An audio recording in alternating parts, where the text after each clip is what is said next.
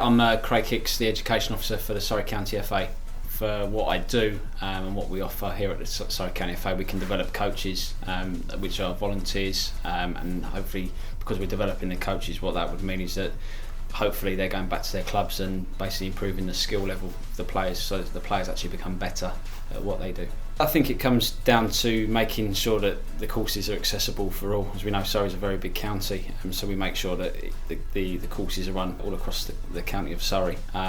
We need to make sure that people can afford them as well, and what the FA have recently done was introduce a bursary programme, so hopefully with that bursary that will then encourage more people that maybe can't afford it, they can then obviously attend the course and become qualified.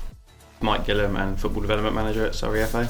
So I lead the football development team and look after all of their programmes that they deliver, from walking football all the way down to girls mini soccer centres, and day to day I lead the facilities and investment work that the County FA does. I think it's no secret that the vast majority of football is played on local authority pitches and school sites, and they're not always the best quality because of the budget cuts that local government has had over recent years. So part of the role is really to make sure that anyone playing football is playing in the best possible facilities that they can be. With regards to my role specifically, it's supporting clubs and leagues to ensure that the facilities that they use are as good as they can be for their players, and that any other funding opportunities that come up is publicised to them, is inclusive, and that they can access them. Emma Barnes, I'm Senior Football Development Officer.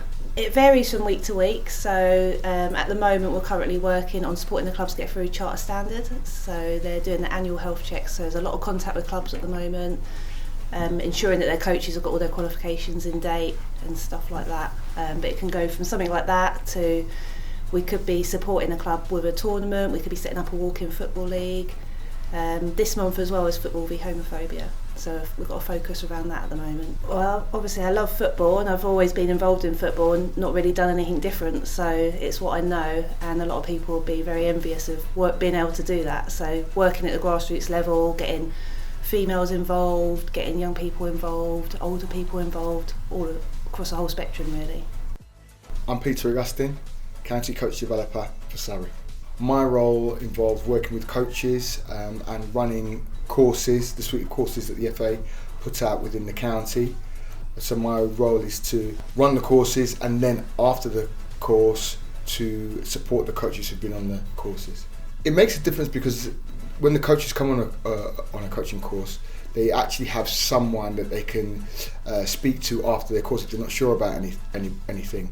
So we often have discussions, me and some of the coaches, about what they're doing, why they're doing it, how they do it. And my role isn't to say to them, you must do it this way. It's just to get them to think about how they do the things that they do. You know, I want to see England win the World Cup, and we'll only do that if we produce better coaches and better players. So if you wanted to get involved with a team, there's two ways of doing it. On our website is a Find a Club section, so you can basically go on there and put in your postcode and it'll tell you what the nearest clubs are, so there's a filter on there to put what kind of team you're looking for. Alternatively, all our team's contact details are on there, so we've got a football development officer who's the lead for women's and girls football. His name's John Burr, so the best thing to do would be to give him a call and he'll be able to help you out and find a team for you.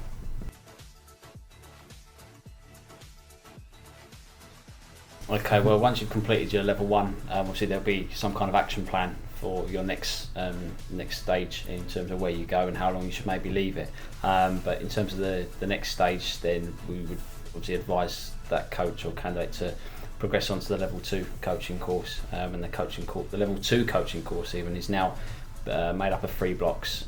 So you've got block 1, which is 4 days, block 2 is 3 days, and block 3 is also 3 days. The details of the courses that we offer are available or will be available hopefully within the next kind of 7 to 10 days at surreyfa.com, or alternatively my details are on the website.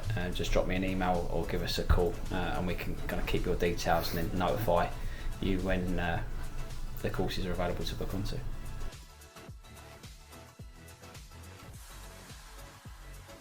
Contact the Surrey FA.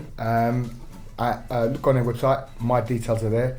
It's peter.augustine@thefa.com, and you just either drop me an email or even give me a ring.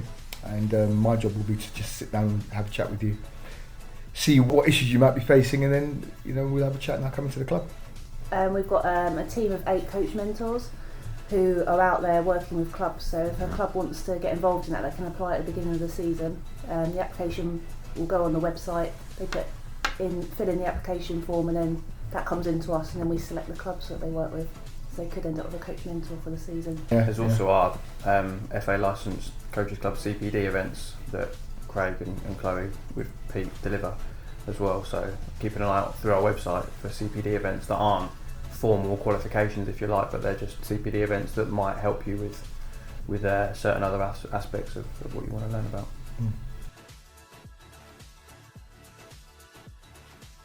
Again, through our website, there's a sort of team of people that you can contact, but mainly it's myself as I lead on the facilities and investment stuff. There's more, we spoke about more opportunities for coaches out there than there ever has been. There's more funding out there than there ever has been for clubs that want to grow and develop their activities, whether that's their facilities, whether that's equipment, whether that is to develop new teams. There's a new pot of funding recently been launched, for instance, called Grow the Game, which is there for clubs to grow new teams.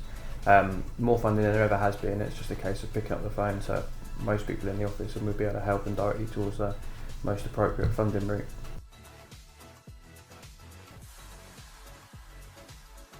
Okay, well, yeah, we've got a full-time member of staff, and his role is referee development.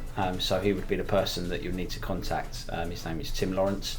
In terms of the refereeing courses, it depends on what type of football you want to go into, whether or not it's mini soccer or the 11v11, or also we also offer kind of refereeing courses in futsal, etc. So there's a wide range of different referee courses that you can do. Again, we advise people to go through the website, but again, if you're not computer literate, then feel free to drop us a line, and we will be able to assist. There's the welcome to referee evenings as well that kind of explain everything. So as Craig said, getting in touch with Tim in the office to find out when the next welcome to refereeing event is, and everything about getting into refereeing is explained in that evening.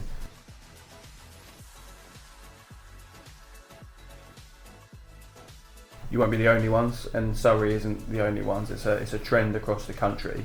In Surrey in particular, we think the main reason behind that is people, busy lifestyles, commuter lifestyles that don't have the time to play Saturday afternoon football, and therefore they go and play five-a-side football, for instance, or flexible formats of the game.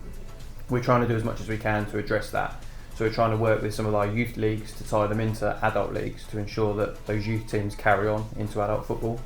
We're just about to launch some details of an adult football conference that we're going to invite clubs and leagues to discuss exactly what you've just said, really, to discuss the drop-off, to discuss some of the challenges, and we know what some of those are, but to discuss some of the challenges and then talk about ways that we can overcome some of those challenges and try and sort of stem the flow in terms of the drop-off of adult participation.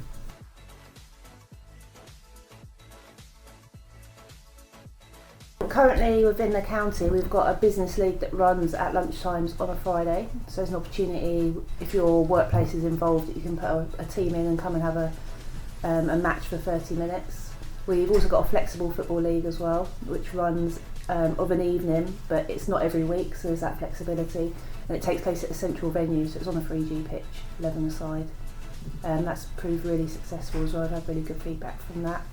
Got a over 50s and an over 60s walking football league. That option that runs on a monthly basis. We also have recently set up some sessions for mums, so they come along and just have a recreational kick around once a week as well. So we're looking to get a tournament running for them too.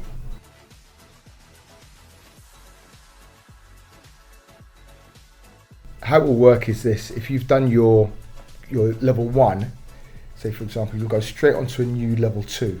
The new level 2 will incorporate what was the old module 1 and module 2. So now what we have is we have a system whereby you can get all the learning from the youth mods in one course. So it looks, everything is in blocks now. So you've got a block 1, a block 2 and a block 3. That looks like this.